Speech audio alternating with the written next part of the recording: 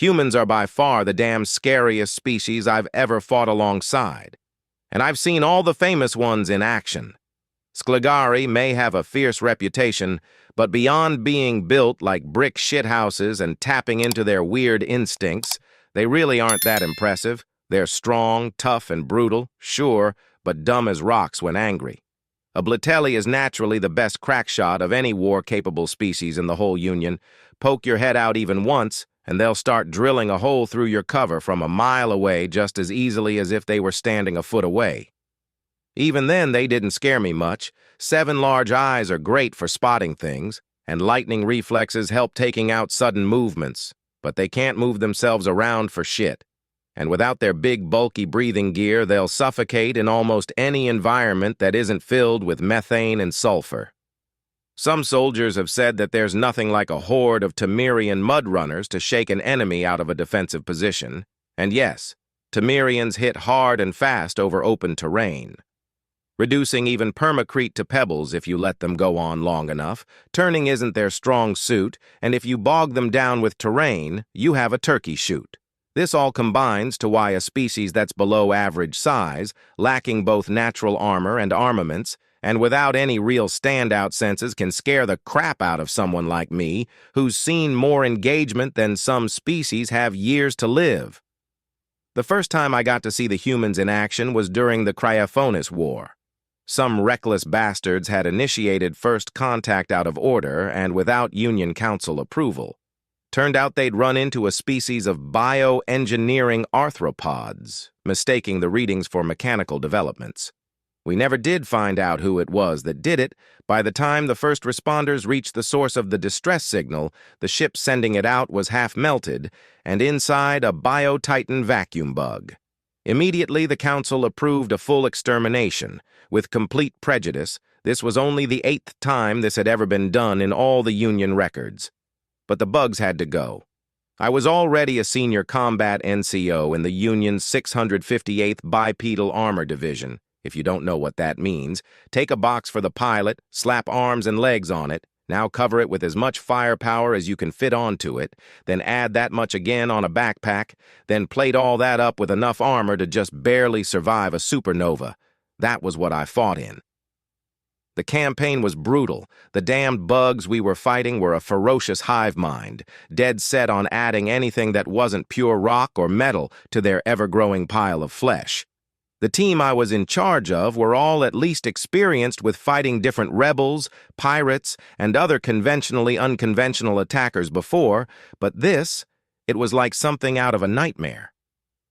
Our very first mission was to hold a small backwater planet that had recently been terraformed and colonized by some species with too many tongues for me to repeat their names for things. We got there all nice and tidy, no sign of the bugs yet. We landed in our shuttles, set up defenses, entrenched ourselves, still no bugs. When the first space blip appeared, the orbital artillery started pelting them with plasma and near-luminal kinetics. The damn things didn't even slow down. As they got closer, we realized why. Their vanguard ship was like a massive sponge with impossibly thick chitin facing us. It simply soaked up anything short of antimatter, which we were fresh out of in the system. When the ground assault came, me and my team were situated right in the front of things, at least at the start. They came like a flood, a literal flood, slithering across the plains in front of us. Glistening light brown chitin made the comparison even more apt. Then they hit the minefield. Gore rained on the charging army, but their ranks didn't thin, they just kept coming. The order was given, and we all opened fire with every damn gun we had. Within minutes, my kills ranked in the hundreds. Those of my team were in the thousands.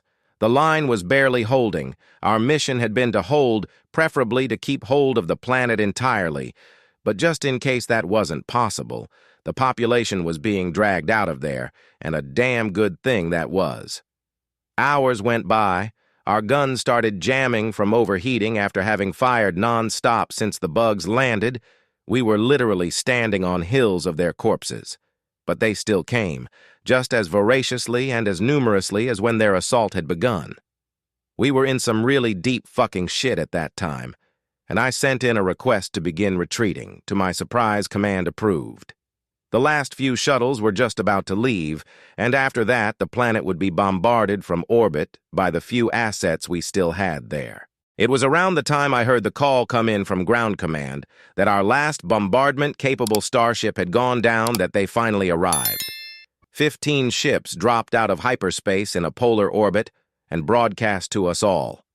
I still remember those words. "This is Fleet Admiral Patrick Turov of the ECF to all Union troops. We have arrived to assist in this fight. Space forces, link up with our ships. Ground troops are to hold out or fall back to position that they can hold. Reinforcements are on their way down." When I heard that, I originally felt a mixture of excitement and resignation. After all, their fleet was only about a quarter of ours, and ours had been wiped from existence. But I held the line. With guns and guts, the line held. It took less than 10 minutes to see what the humans meant, however. It began with a preliminary bombardment. They dropped tons of munitions, enough to make a crater out of the 65% of the planet's land surface that had fallen to bug control. Had they been conventional bombs, I'm sure that's what would have happened, but no, that would have been too simple.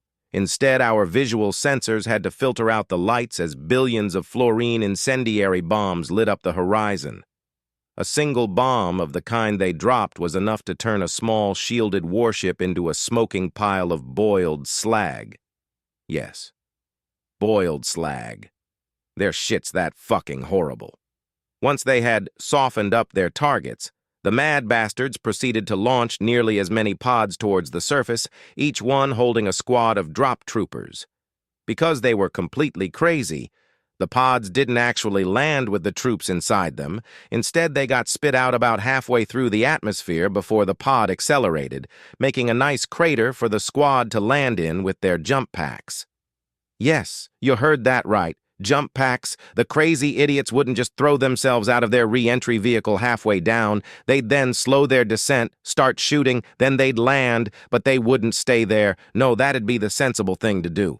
Instead, these power-armored imbeciles would rocket themselves up into the air. Several times the height needed to kill them outright when they landed if they didn't slow their fall. I kept doing my thing and shooting any bug I could see moving, while they kept leapfrogging back and forth over me, weaving through mortar shells in mid-air. Worst of all was that this shit was routine to them. Did I mention that their weapons consist mainly of chemical acceleration kinetics? Well, they do. Only on this occasion they were supplementing that with a hefty dose of hand-thrown explosive charges and weapons that sprayed out burning fuel in big gouts of fire. Needless to say, the mad monkeys made mincemeat of the massive Malacostra cans. All we had to do was keep the straggling invertebrates from getting us. The humans handled the rest. The battle in space was similarly one-sided and terrifying. The human ships fired a single heavy missile towards the fleet, and when it collided with the shielding Titan, my entire sensory array freaked out, because nothing it said should have been that way. What they did wasn't as complicated as obliterating matter with antimatter. No, they kept it all to simple positive matter, just a lot of it, so much of it, in fact, that it turned into a tiny black hole. This had to have taken some serious calculation to dial in the heft of that warhead just right, so they didn't accidentally make a black hole that stuck around for too long. For most species, creating a black hole was scary enough that they only took one look at any suggestion involving it before running a mile. Humans counter such suggestions with, sure, but how do we use it to blow shit up? That is why I have sworn to never fight on the side that's going up against those hairless fuckers.